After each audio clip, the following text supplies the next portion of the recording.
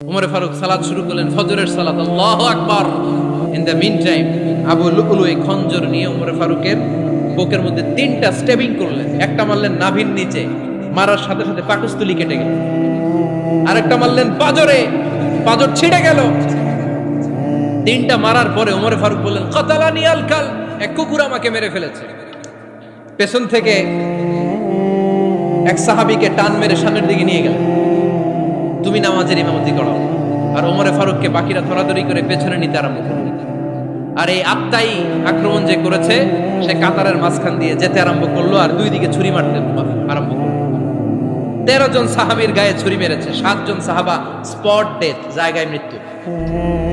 এই ভয়ঙ্কর অবস্থা দেখে এক সাহাবী বুরনুস, এক ধরনের জুব্বা আছে মাথাওয়ালা, অনেকে জ্যাকেট পরছেন না এরকম মাথাওয়ালা, লম্বা জুব্বা আছে আর ওপরে শীতে পড়ে মাথাওয়ালা, এই মাথাওয়ালা জুব্বা বের করে এক সাহাবী জালের মতো তার দিকে উড়ায় মারল।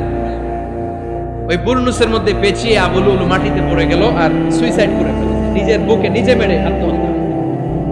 যে সাহাবীকে ইমামতির জন্য দাঁড় করালেন, উনি ছোট্ট সূরা দিয়ে প্রথম রাকাতে সূরা আল কাউসার, দ্বিতীয় রাকাতে সূরাতুল ইখলাস দিয়ে নামাজ শেষ। উমরে ফারুক বেহুশ। উমরে ফারুক কি বেহুশ।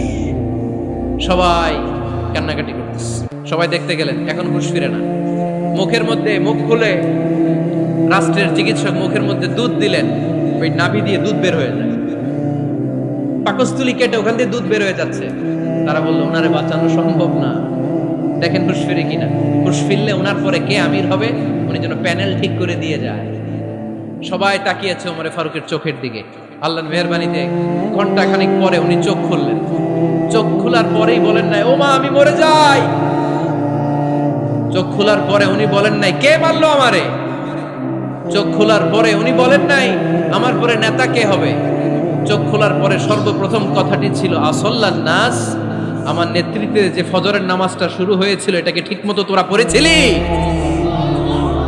আমার নেতৃত্বে যে ফজরের জামাত শুরু হয়েছিল সেটা ঠিকঠাক মতো সমাপ্ত হয়েছিল কিনা আগে বল। আসল্লান নাস, নামাজটা হয়েছে কিনা বল। সুবহানাল্লাহ বলতে পারলেন না? This is Umar, hour super hero. নেতা অনেকগুলো লাগে না, এরকম নেতা একটাই যথেষ্ট যে গোটা বিশ্বকে কাঁপায় দিতে পারে। চিল্লায় বলো ঠিক কিনা?